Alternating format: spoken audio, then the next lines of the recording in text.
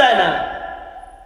অস্ত্র প্রয়োগ করে তার ইচ্ছা থেকে তাকে সরান যায় না। কিন্তু কারোর হৃদয়ে যদি আল্লাহর ভয় পুঁতা দেওয়া যায়, যার ভেতরে আল্লাহর ভয় ঢুকে যায়, সে নিজের ইচ্ছায় এক জাররা তখন আর চলে না। তখন সে কদম বাড়ায়, চিন্তা করে এই কদমে আমার আল্লাহ রাজি, এই কদমে আমার আল্লাহ নারাজ। হযরত আবু বকর সাথে সাথে নিজের আঙ্গুলিকে মুখের ভিতরে দিয়া বমি করার জন্য আঙ্গুলি গলার ভেতরে দিয়া খোঁচা দিতে লাগলেন।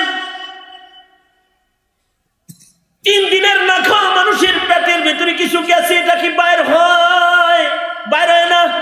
শেষ বেলায় পেট ভরে পানি পান করলেন এবং এরপরে আঙ্গুলি মেরে এত কঠিন ভাবে গলার ভেতরে আঘাত করলেন যে ওনার বমি হয়ে গেল। যে রুটির টুকরাটা পেটে ঢুকছিল এটা বাইরে হয়ে গেল।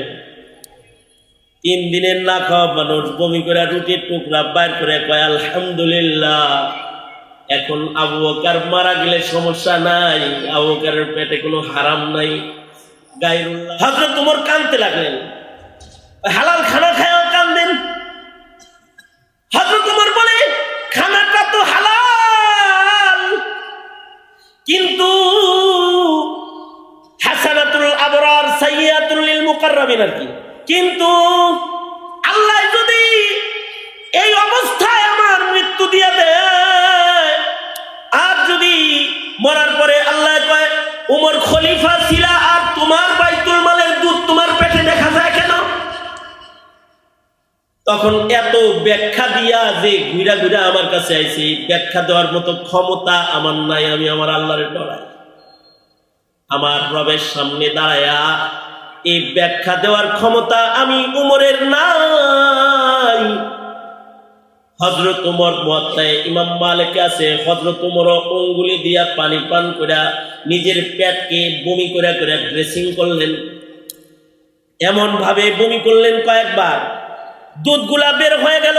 হযরত ওমর বললেন আলহামদুলিল্লাহ, এবার যদি মারা যায় এবার আর আল্লাহ তাআলা এটা জিজ্ঞাসা করবে না যে বাইতুল মালের দুধ খাইছো।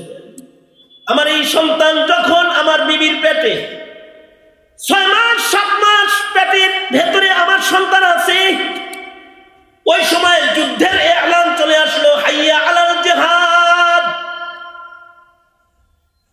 আমার দিল চায় বিবি বাচ্চার পাশে থাকি, কিন্তু আল্লাহ কয় যাও যুদ্ধে যাও। সাথে সাথে আমি ঢাল তরবারি লইয়া যুদ্ধে বেরিয়ে যাচ্ছিলাম। বিবি আমার বাচ্চা পেটে বলে যদি শহীদ হয়ে যাও, এই পেটের সন্তান এটা রেখে গেলে একটু দোয়া করে যাও। আমিরুল মুমিনিন, আমি আমার বিবির পেটে হাত রেখে আমার আল্লাহরে ডেকে বললাম ইন্নী আস্তাউদিউল্লাহ মা ফি বাতনিক, মার পেটে আমি যেটা রেখে গেলাম আমার মালিক আল্লাহর কাছে আমানত রেখে গেলাম। এই কথাটা বইলা আমি যুদ্ধের ময়দানে চলে গেছি। যুদ্ধের ময়দানে আমি যুদ্ধ করতেছি, খবর পেলাম আমার বিবি ইন্তেকাল করেছে, আমার বিবি মারা গেছে। কিন্তু আশ্চর্য, আমার সন্তান প্রসব হয় নাই। মাসআলা মাফিক এলাকার মানুষ আমার বিবিকে সন্তান সহ কবরের ভিতরে নামাইছে। আমার বিবির কবর সম্পূর্ণ হয়ে গেছে আর সাহাবাকি চলে গেছে। কয়েক মাস পরে যুদ্ধ শেষে আমি বাড়িতে এসেছি। আমার এলাকার লোকেরা কয় তোমার বিবির কবরের রাত দুপুরে আগুন দেখা যায়, ভয়ে আমরা গুরুস্থানে যাই না, তোমার বিবির কবরে আগুনের ফুলকি দেখা যায়। আলহামদুলিল্লাহি ওয়া কাফা ওয়া সালামুন আলা ইবাদিহিল্লাযীনা ইসতাফা, আম্মা বা'দু ফাআউযু বিল্লাহি মিনাশ শাইতানির রাজীম। বিসমিল্লাহির রহমানির রহিম। وأما من خاف مقام ربه ونهى النفس عن الهوى فإن الجنة هي المأوى وقال النبي صلى الله عليه وسلم كما تعيشون تموتون وكما تموتون تبعثون أو كما قال عليه الصلاة والسلام اللهم صل على محمد وعلى آل محمد كما صليت على إبراهيم وعلى آل إبراهيم إنك حميد مجيد اللهم بارك على محمد وعلى آل محمد كما باركت على إبراهيم وعلى آل إبراهيم إنك حميد مجيد বরকতের নিয়তে আপনাদের সামনে আয়াত ও হাদিস পেশ করেছি। এগুলো সামনে করে খুব সংক্ষেপে মুখতাসার কিছু কথা। আল্লাহ তাআলা এমন কিছু মাখলুক বানাইছেন যাদেরকে আল্লাহ তাআলা ইচ্ছা শক্তি দেন নাই। যেমন ফিরিস্তাদের নিজস্ব কোনো ইচ্ছা শক্তি নাই। মেরাজ থেকে আল্লাহর রাসূল এসে বলেন কিছু ফিরিস্তাকে হাইয়াতে সালাতে দেখে এসেছি, সেজদায় আছে, রুকুতে আছে। সৃষ্টির পর থেকে এই কাওমা জলসা সেজদা রুকুর হালতে যাকে আল্লাহ যেভাবে রেখেছেন এভাবে সে আছে, কিয়ামত পর্যন্ত থাকবে। এর ভেতরে মাথা তোলার ইচ্ছাও তাদের জাগ্রত হবে না। আল্লাহর রাসূল বলেন হযরত ইসরাফিলকে আল্লাহর রাসূল দেখেছেন যে এক পা সামনে এক পা পিছনে, মুখে সিংহা প্রস্তুত হয়ে দাঁড়িয়ে আছে, শুধু আল্লাহ পাকের নির্দেশের অপেক্ষায় যে বাঁশি বাজানোর নির্দেশ করলে সে বাঁশি বাজাবে। কিয়ামত কত দূর আর কবে থেকে হযরত ইসরাফিল সৃষ্টির পর থেকে দাঁড়িয়ে আছে। কিয়ামতের পূর্ব মুহূর্ত পর্যন্ত কোনদিন ইসরাফিলের দিলে এই আশা এই কামনা জাগ্রত হবে না। আমি যদি একটু আরাম করতাম, অথবা হায় আমি যদি অন্য কোনো একটু বিশ্রামে যায় কিছু কাজ করে আসতে পারতাম, এমন কোনো আশা কামনা বাসনা হৃদয়ের ভেতরে কখনো জাগ্রত হবে না। অর্থাৎ আল্লাহ তাআলা ফেরেশতাদেরকে নিজস্ব কোনো ইচ্ছা প্রদান করেন নাই, তাদের ব্যক্তিগত নিজস্ব কোনো ইচ্ছা নাই, কামনা নাই।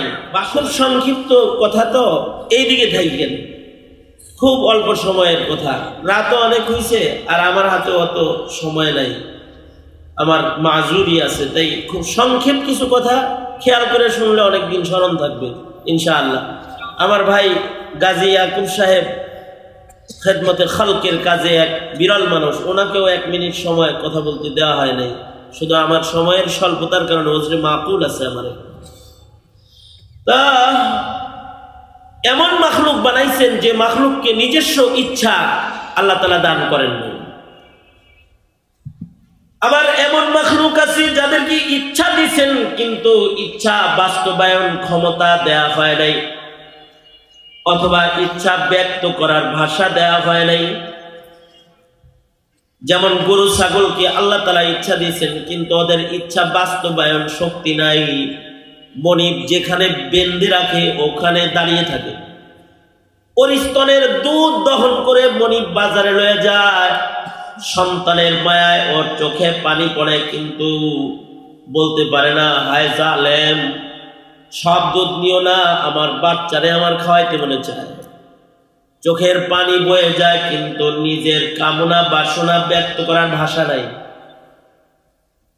গরুর কাঁধে যখন গরুর গাড়ি জোয়াল চড়ায় দেয় তো ওর ঘাড়ের চামড়া ছিঁড়ে যায়, চোখের পানি পড়ে কিন্তু বলতে পারে না আমি পারবো না। আল্লাহ তাআলা ইচ্ছে দিয়েছেন কিন্তু ভাষা দেন নাই, ইচ্ছা বাস্তবায়ন করার ক্ষমতা দান করেন নাই। চাঁদ সূর্য বানাইছেন, ওদের ইচ্ছা দেন নাই, আল্লাহর ইচ্ছায় ওরা উদয় হয়, আল্লাহর ইচ্ছায় ডুইবা যায়। যাকে যে পথে চলতে রব নির্দেশ করেছেন ওই পথের বাইরে এক চুল অতিক্রম করার ক্ষমতা ওদের আল্লাহ তাআলা দেয় নাই। কিন্তু আজব মাখলুক হলো মানুষ, যাদেরকে আল্লাহ তাআলা ইখতিয়ার, ইচ্ছা শক্তি দান করেছেন, ইচ্ছা বাস্তবায়ন করার ক্ষমতা দান করেছেন এবং ইচ্ছা ব্যক্ত করার জবান, ভাষা দান করেছেন। এই নিয়ামত মানুষ পেয়েছে যে ও নিজের ইচ্ছাকে বাস্তবায়ন করতে পারে। এ কারণেই নিজের ইচ্ছা বাস্তবায়ন করে কাউকে 80 বছর বেনামাজি থাকতে দেখা যায়, নিজের ইচ্ছা বাস্তবায়ন করে কাউকে 50 বছর মদ খেয়ে ঘুমানোর অভ্যাসে অভ্যস্ত দেখা যায়। নিজের ইচ্ছা বাস্তবায়ন করে বিধায়ী সারা রাত গুনার ভিড়ে, গুনার ঘরে, পাপের আসরে রাত ফুরায়া নিজের সময় কাটানোর ক্ষমতাশীল মানুষ পাওয়া যায়। আবার যদি ইচ্ছা করে যে আমার ইচ্ছায় আমি রাত দিন কাটাবো না, রবের ইচ্ছায় জায়নামাজ নিজের জায়গা বানিয়ে আল্লাহর সামনে দাঁড়িয়ে থাকবো, তো পৃথিবীর ইতিহাসে এমন মানুষের অস্তিত্ব আছে যাদের 2 রাকাত নামাজে রাত ফুরায় গেছে। আল্লাহু আকবার, জোরে করে বলেন। সারা রাত গুনাহ করার ইচ্ছা বাস্তবায়ন ক্ষমতা মানুষের আছে, সারা জিন্দেগি পাপ করার, পাপের স্বাদ আস্বাদন ক্ষমতা মানুষের আছে।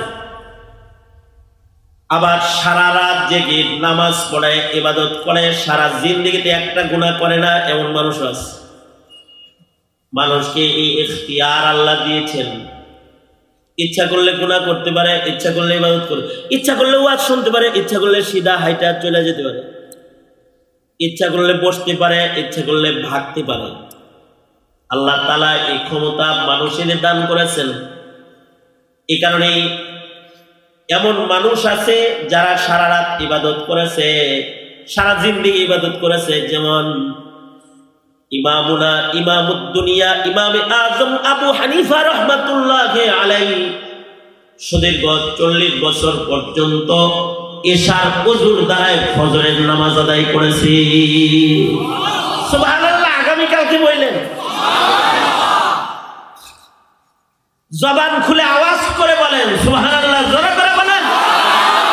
এই 40 বছরে ইমামের রাত্রে ঘুমাইতে মনে চায় নাই, এই 40 বছরে বিবির বিছানায় থাকতে যেতে মনে চায় নাই, কিন্তু নিজের ইচ্ছা আর নিজের ব্যক্তিগত স্বার্থকে জলাঞ্জলি দিয়ে আল্লাহকে খুশি করার জন্য জায়নামাজে কাটাইছেন, গবেষণায় কাটাইছেন, ওযুর হালতে কাটাইছেন 40 বছর। কখনো কখনো 1 রাকাত নামাজে টোটাল কোরআন খতম করেছেন। ইশার নামাজ পড়তেছেন ইমাম আজম আবু হানিফা, নামাজে জামাতে ইমাম সাহেব তেলাওয়াত করতেছে, ফামান ইয়ামাল মিসকালা যাররাতিন খায়রান ইয়ারাহ ওয়া মান ইয়ামাল মিসকালা যাররাতিন শাররান ইয়ারাহ। কেউ যদি 1 জাররা ভালো কাজ করে সেটা তার আমলনামায় থাকবে, 1 জাররা খারাপ করলে তার আমলনামায় থাকবে। এটা শোনার পরে পা থরথর করে কাঁপা শুরু হয়েছে। নামাজের সালাম ফিরায় মসজিদের বাইরে যাওয়ার ক্ষমতা হারায় ফেলেছে। আজকের রজনী যদি জিন্দেগির শেষ রজনী হয়, তাহলে আজকের রাত্রে কিছু কামাই করা দরকার। জায়নামাজের দ্বারায় কোরআন তেলাওয়াত শুরু করেছে। ইমাম সাহেব, মুয়াজ্জিন সাহেব মনে মনে ভাবতেছে, কিছু সময় পরে সালাম ফিরায় ইমাম বাড়ি গেলে মসজিদ তালা দিয়ে চলে যাব, কিন্তু ইমাম 1 পারা পড়ে, 2 পারা পড়ে, 3 পারা পড়ে, শেষ হয় না। সবাই বুঝে ফেলেছে আজ রাত ইমামের নামাজের রাত। মুয়াজ্জিন মসজিদ দরজা চাপায়া ছোট্ট একটা বাতি জ্বালায়া বেরোয় চলে গেছে। ফজরের নামাজের আযান দিতে মুয়াজ্জিন মসজিদে এসে দেখে, হায় রে, ইমাম যেইভাবে এশার পরে নামাজের মুসাল্লায় তাকে দাঁড়ানো দেখেছে, ফজরের আযানের পূর্বে এসে দেখে ওইভাবেই দাঁড়িয়ে আছে। আর ইমামের কণ্ঠে আল্লাহর কোরআনের 30 নম্বর পারা তেলাওয়াত চলতেছে। তার মানে হলো এক রাকাতে তিনি কোরআন খতম করে ফেলেছে। তুমি এক রাত্রিতে 3টা সিনেমা খতম করছো, ফেসবুকের পাতা সবগুলো গাইডটা দেখছো, উপন্যাস শেষ করছো, কিন্তু হযরত উসমান এক রাকাত নামাজে কোরআন খতম করেছে। হযরত উমাইয়া ইবনে কাব এক রাকাত নামাজে 2 রাকাত নামাজে কোরআন খতম করেছে। হযরত তামিমে দারি এক রাকাত নামাজে কোরআন শরীফ পুরাটা খতম করেছে, এক রাকাত নামাজে, এক রাত্রিতে টোটাল কোরআন খতম করেছেন। ইমানি শক্তি বেশি ছিল, তাদের সময়ে আল্লাহ বরকত দান করেছেন। তাইয়ুজ জামানের আমল তাদের দ্বারা হয়ে গেছে, এক রাত্রে কোরআন মজিদ খতম করে ফেলেছে। ইমামে আজম রমজান মাসে দিনে 1 খতম, রাত্রে 1 খতম, তারাবিতে 1 খতম, এভাবে করে কোরআন খতম করেছে। সাঈদ ইবনে জুবায়ের এক রাকাত নামাজে টোটাল কোরআন মজিদ খতম করেছে। ইবনুল মুবারক জীবনের বহু রজনী শত শত রাকাত নামাজ পড়ে রাত শেষ করে ফেলেছে। ইচ্ছে করেছে আল্লাহকে খুশি করতে, তো তারা সারা রাত ইবাদত করেছে। এই ইবাদতের কুওয়াত শক্তি এটাও মানুষের আছে। আর সারা জিন্দেগি ইয়াবা বাবা গাঁজা খায়া আকাশে ওড়ার ক্ষমতা আছে। উভয় পাওয়ার আল্লাহ তাআলা মানুষকে দান করেছে। আল্লাহ তাআলাই শক্তি দিয়া কয় শক্তি দিলাম, কিন্তু নিজের শক্তি কাজে লাগাইস না, আমার ইচ্ছাকে বাস্তবায়ন কর আর নিজের ইচ্ছাকে দমন কর। যদি নিজের ইচ্ছা দমনকারী হয়ে যাস আর আমার ইচ্ছা বাস্তবায়নকারী হয়ে যাস, তাহলে জান্নাতি হয়ে যাবে। ওয়া আম্মা মান খাফা মাকামা রাব্বিহি ওয়া নাহান নাফসা আনিল হাওয়া ফাইন্নাল জান্নাতা হিয়াল মাওয়া। আমরা আমাদের ইচ্ছায় চলি বিধায় আমাদের ইচ্ছা আল্লাহ পূরণ করে না। যারা আল্লাহর ইচ্ছায় চলে তাদের কথা আল্লাহ পুরা করে। লাউ আকসামা আলাল্লাহি লাআবাররা। যারা আল্লাহর ইচ্ছায় চলে, যাদের তাদের দৃষ্টি শক্তিকে আল্লাহ প্রশস্ত করে, বসিরাত দান করে, তারা যা দেখে আমরা তা দেখি না। যারা আল্লাহর ইচ্ছা পূরণ করে তাদের কানের শক্তিও বাড়ে। হাত্তা কুনতু সামাহু আল্লাযী ইয়াসমাউ বিহি। যারা আল্লাহর ইচ্ছা পূরণ করে তারা মুখে কোনো দোয়া করলে আল্লাহ তাআলা ওটা কবুল করা আল্লাহ তাআলা নিজের দায়িত্ব বানায় নেয়। আল্লাহু আকবার কাবীরা। দোয়া করলে দোয়া কবুল হয়ে যায়। কেন? তারা তো আল্লাহর ইচ্ছা বাস্তবায়নকারী, তারা নিজের ইচ্ছা বাস্তবায়নকারী না। আর মানব জীবনের ইহলৌকিক ও পারলৌকিক সুখ, সমৃদ্ধি, শান্তি, কল্যাণ আল্লাহর ইচ্ছা বাস্তবায়ন করার ভেতরে, নিজের ইচ্ছায় চলার ভেতরে ফুটানি না, আল্লাহর ইচ্ছা মানার ভেতরে হলো ফুটানি। যে আল্লাহর ইচ্ছা মানবে তার দাম বেড়ে যাবে। তো আল্লাহর ইচ্ছায় কিভাবে মানুষকে চালাইবেন অথবা নিজে কিভাবে চলবেন, সমাজের মানুষকে আল্লাহর ইচ্ছায় কেমনে চালাইবেন? সমাজের মানুষকে আল্লাহর ইচ্ছায় চালানোর জন্য কিন্তু পিস্তলের শক্তি দিয়া রবের ইচ্ছায় মানুষকে চালানো যায় না। ক্ষমতার শক্তি দিয়া মানুষকে তার ইচ্ছা থেকে সরানো যায় না। অস্ত্র ঠেকায় মানুষকে তার ইচ্ছা থেকে সরানো যায় না। জেলখানায় পুঁতে রেখে তাকে তার ইচ্ছা থেকে সরানো যায় না। জেলখানায় আমার লগে কিছু ডাকাতের লগে দেখা হয়েছে, হুজুর এটা 12 নম্বর বাড়াইছি। এইবার কয়দিন আছে? কয় 1.5 বছর। এর আগে কয়দিন ছিল? এরকম 6 মাস, 7 মাস, 1 বছর, 1.5 বছর। আল্লাহ দিলে বাইরে হয়ে যাবো হুজুর। তারপরে কি করবা? কয় পুরান কাম হুজুর। আগে সিঙ্গেল মার্ডার করছি, আমি ডবল মার্ডার করবো, যেগুলো ধরাইছে ওগুলো ছাড়বো নাকি? তার মানে ক্ষমতা প্রয়োগ করে নিজের ইচ্ছা থেকে সরানো যায় না। অস্ত্র প্রয়োগ করে তার ইচ্ছা থেকে তাকে সরানো যায় না। কিন্তু কারোর হৃদয়ে যদি আল্লাহর ভয় পুঁতা দেওয়া যায়, যার ভেতরে আল্লাহর ভয় ঢুকে যায়, সে নিজের ইচ্ছায় 1 জাররা তখন আর চলে না। তখন সে কদম বাড়ায়, চিন্তা করে এই কদমে আমার আল্লাহ রাজি, এই কদমে আমার আল্লাহ নারাজ। তখন সে লুকমা উঠায়, চিন্তা করে এই লুকমা খাইলে আল্লাহ রাজি, খাওয়া যায়, এই লুকমা খাইলে আল্লাহ নারাজ, খাওয়া যাবে না। তখন সে চিন্তা করে এই দিকে তাকাইলে আল্লাহ রাজি, কবুল হজের নেক দিব আল্লাহ, আর এই দিকে তাকাইলে কবিরা গুনাহ হইব, চোখে আগুনের শিক ঢুকাইব। তাকায় না, নজর নিম্নগামী করে ফেলায়।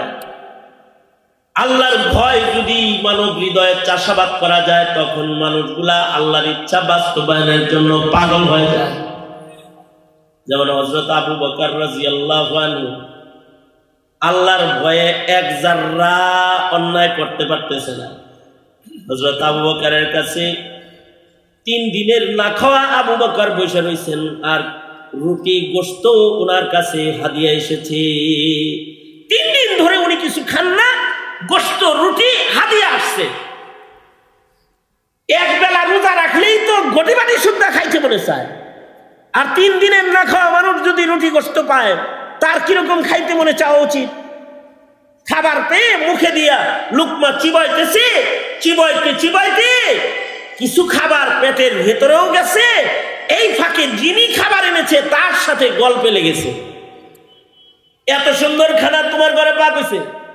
না, আমার ঘরে রান্না হয় নাই। কোথেকে আসছে? তোর সে বলতেছে, সে যা বলতে চাইছে সেটা হলো জ্বরে বক মরছে, ফকিরের কারামতি বাড়ছে। মাঝে মধ্যে কিন্তু জ্বরে বক মরে, ফকিরের কারামতি বাড়ে। আমি 10 দিন আগে গেছিলাম সিরাজগঞ্জে এক মাহফিলে, এক লোক এসে কয় হুজুর ফু দেন। কি ফু? বাচ্চা হয় না। কতদিন? 9 বছর। আমি দেবো বাচ্চা কি আমার কাছে? আল্লাহর কাছে না হুজুর, আপনার পানি পোড়া খাওয়াইছিলাম গত বছর, ভাস্তির পেটে এখন 7 মাস। ওটা তো জরিতে বক মরছে, আল্লাহ দিছে, 7 বছর পরে দিছে। আপনি মনে করছেন পানি খাওয়া পোড়া খাওয়া হয়েছে? জ্বরে বক মরছে, ফকিরের থাক হুজুর, তাও দেন। আমাকে দেখেন, আমি কোনো দোয়া কালাম জানি না। কি জানেন, আমি তো কেউ শুনিতে এলে কই মাই কুছ জানতা নেই, তেরে বান্দা মানতা নেই। আমি কিছু জানি না, তোর বান্দায় মানে না। ঠিক আছে হুজুর, এইটা কইরাই দেন। তার মানে জ্বরে বক মরে, ফকিরের কি বারে? গোলাম বলে আমিরুল মুমিনিন, জ্বরে বক মরছে, ফকিরের কারামতি বাড়ছে। আমি জাহিলিয়াতে একজনকে ফু দিছিলাম, ও সুস্থ হয়ে গেছে গা। ও তো মনে করছে যে আমার ফুয়ে সুস্থ হয়েছে। কোনোদিন আমারে কিছু দিতে পারে না, আজকে খাওয়ান্ডা দিছে। জাহিলিয়াতে দিছিলাম, মানে ইসলাম কবুল করার আগে কয় জি, তাই ফুটা কি আল্লাহর নামে দিছিলাম? আমি তো তখন আল্লাহরে চিনি না। কিসের নামে দিছিলা? গায়রুল্লাহর নামে নিশ্চয়ই। জি, তাই গায়রুল্লাহর নামের খানা আমি আবু বকরের খাওয়াইছি না। শোনাও, হযরত আবু বকর সাথে সাথে নিজের অঙ্গুলিকে মুখের ভিতরে দিয়া বমি করার জন্য অঙ্গুলি গলার ভেতরে দিয়া খোঁচা দিতে লাগলেন। 3 দিনের না খাওয়া মানুষের পেটের ভিতরে কিছু গেছে, এটা কি বাইর হয়? বাইর হয় না।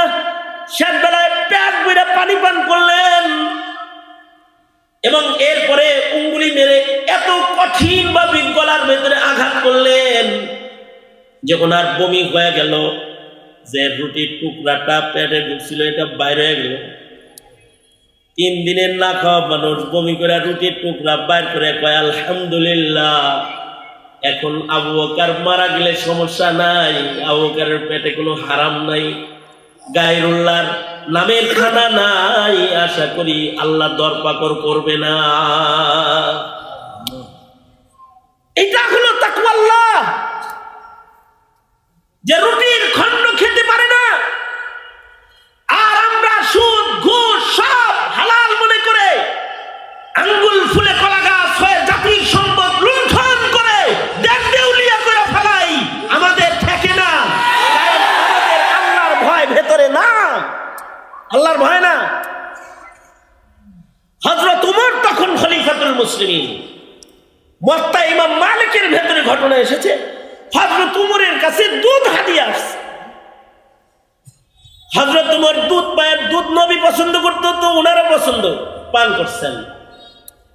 দুধ পান করে জিজ্ঞাসা করতেছেন, যিনি দুধ দিছে তারে কয়, তোমার বাড়ির গাভীর দুধ মনে হয় আনছেন না? না না, আমি গরিব মানুষ, এই দুধগুলা আমার বাড়ির গাভীর কোনো দুধ না, এগুলো বাইতুল মালের দুধ। কি আপনার যে বাইতুল মাল সরকারি সরকারি গাভী যেগুলো আছে সেইগুলার দুধ দহন করা হয়েছে, সেই দুধ গরিবদেরকে সদকা দেওয়া হয়। আজকের সিরিয়াল আমার, তাই আমার বাড়িতে আজকে সদকার দুধ আসছে, অসুবিধা নাই, অসুবিধা নাই, ফতোয়া দিতেছে আবার, অসুবিধা নাই, অসুবিধা নাই, আমার জন্য সদকা লাকা হাদিয়া, আপনার জন্য হাদিয়া, আপনি খায়ালান, আমি আপনার মেহমানদারি করতেছি। হযরত ওমর কাঁদতে লাগলেন, হালাল খানা খায়া কাঁদেন। হযরত ওমর বলে, খানাটা তো হালাল, কিন্তু হাসানাতুল আবরার সাইয়্যাতুল লিল মুকাররামিন, আর কি, কিন্তু আল্লাহ যদি এই অবস্থায় আমার মৃত্যু দিয়ে দেয়, আর যদি মরার পরে আল্লাহ কয় ওমর খলিফা ছিল, আর তোমার বাইতুল মালের দুধ তোমার পেটে দেখা যায় কেন? তখন এত ব্যাখ্যা দিয়া যে ঘুরা ঘুরা আমার কাছে আইছি, ব্যাখ্যা দেওয়ার মতো ক্ষমতা আমার নাই, আমি আমার আল্লাহরে ডরাই। আমার রবের সামনে দাঁড়ায়া এই ব্যাখ্যা দেওয়ার ক্ষমতা আমি উমরের নাই। হযরত উমর মুয়াত্তায় ইমাম মালিক আছে, হযরত উমর আঙ্গুলি দিয়া পানি পান করে নিজের পেটকে বমি করে করে ড্রেসিং করলেন, এমন ভাবে বমি করলেন কয়েকবার, দুধগুলা বের হয়ে গেল। হযরত উমর বললেন, আলহামদুলিল্লাহ, এবার যদি মারা যায়, এবার আল্লাহ তাআলা এটা জিজ্ঞাসা করবে না যে বাইতুল মালের দুধ খাইছো। এই যে একটা মানুষের এটা সম্ভব হয়েছে, এটা হলো তাকওয়াল্লাহ। এই তাকওয়াল্লাহ যদি কারোর মালিকানায় এসে যায়, সে যদি কোনো দোয়া করে ফেলায়, তার দোয়া আসমানের মালিক আল্লাহ তাআলা কবুল করে ফেলায়, তার দোয়া, তার মুখের কথা আল্লাহ বাস্তবায়ন করে ফেলায়। আম্মা মান খাফা মাকাম রাব্বিহ, আল্লাহর ভয়।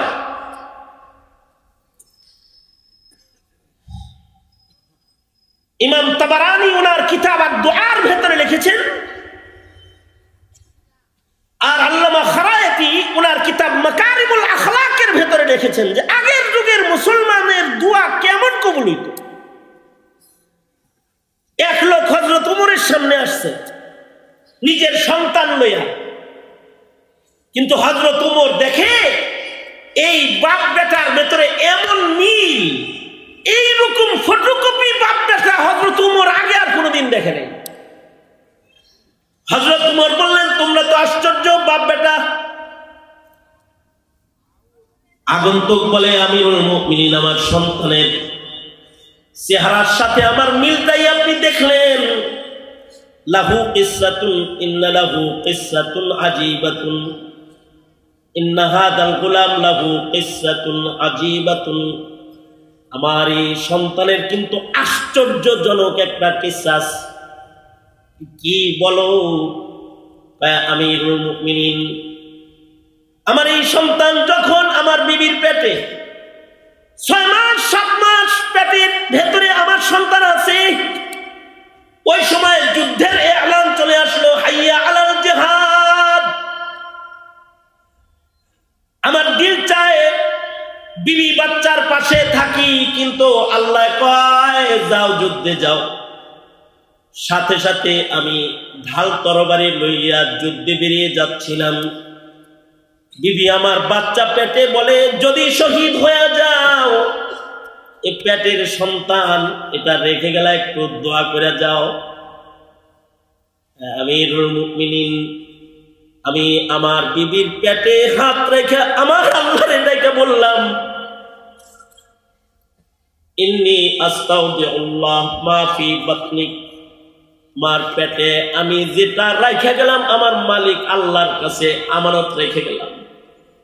এই কথাটা বইলা আমি যুদ্ধের ময়দানে চলে গেছি। যুদ্ধের ময়দানে আমি যুদ্ধ করতেছি, খবর পেলাম আমার বিবি ইন্তেকাল করেছে, আমার বিবি মারা গেছে। কিন্তু আশ্চর্য, আমার সন্তান প্রসব হয় নাই। মাসআলা মাফিক এলাকার মানুষ আমার বিবিকে সন্তান সহ কবরের ভিতরে নামাইছে। আমার বিবির কবর সম্পূর্ণ হয়ে গেছে, আর সাবাকি চলে গেছি। কয়েক মাস পরে যুদ্ধ শেষে আমি বাড়িতে এসেছি।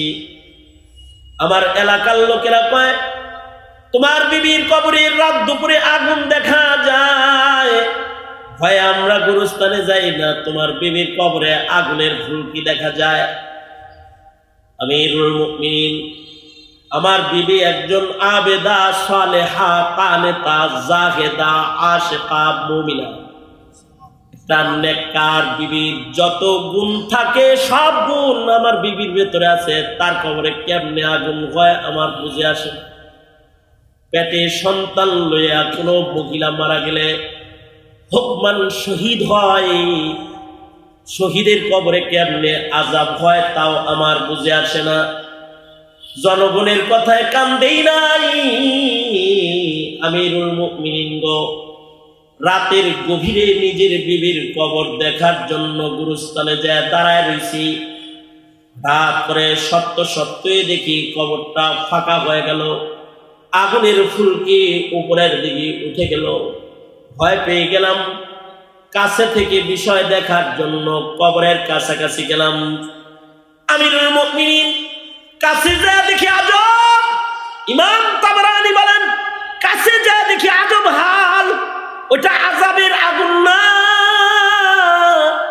ওটা একটা আলোকিত ঘরের বাতির আগুন। কখনো কখনো বাতাসে বাতির আগুনটা উপরে উঠে যায়। আমার বিবির কবরটা একটা জান্নাতের বাগান ঘর। কবরের দুয়ারে যে আমি দাঁড়াইলে দেখি আমার বিবি আমার সন্তানকে দুগ্ধ পান করাইতেছে। আমি কবরের পারে দাঁড়াইলে আমার বিবি উঠে দাঁড়ায় যায়, নিজের সন্তানকে হাতে লইয়া বলে, স্বামী নাও তোমার আমানত, তুমি লয়ে যাও। স্বামী নেই, যুদ্ধের ময়দানে যাওয়ার সময় নিজের সন্তানের লেগে দোয়া করলা, কিন্তু সন্তানের মার জন্য দোয়াটা করতে ভুলে গেলা। সন্তানের জন্য দোয়া করছো, তোমার সন্তানকে আল্লাহ কবরে হেফাজত করেছে। আমি আমার সন্তানটাকে কোলে লইছি, আর সাথে সাথে কবরটা মিশিয়া যায়। গায়েবী একটা আওয়াজ আমার কানে আসে আর বলে, মুজাহিদ, বিবিরেও যদি আল্লাহর কাছে রেখে যাইতে তাহলে পায়া যাইতে পাইছিলি। আমিরুল মুমিনিন গো, এটা আমার এমন সন্তান যে সন্তান দোয়া কইরা আল্লাহর ব্যাংকে জমা রেখে গেছিলাম। যুদ্ধ করে ফেরত আসছি, এই সন্তানের প্রসব হয়েছে কবরের ভেতরে, আর তার পাশে ডাক্তারের ডিউটি করেছে রহমতের ফেরেশতারা। আর কবরে আমার জান্নাতি বিবির দুধ পান কইরা ও বড় হয়েছে। যুদ্ধের থেকে ফেরত আসার পরে দোয়ার বদলায় আমার আমানত আমার হাতে আল্লাহ তাআলা ফেরত দিয়ে দিছি।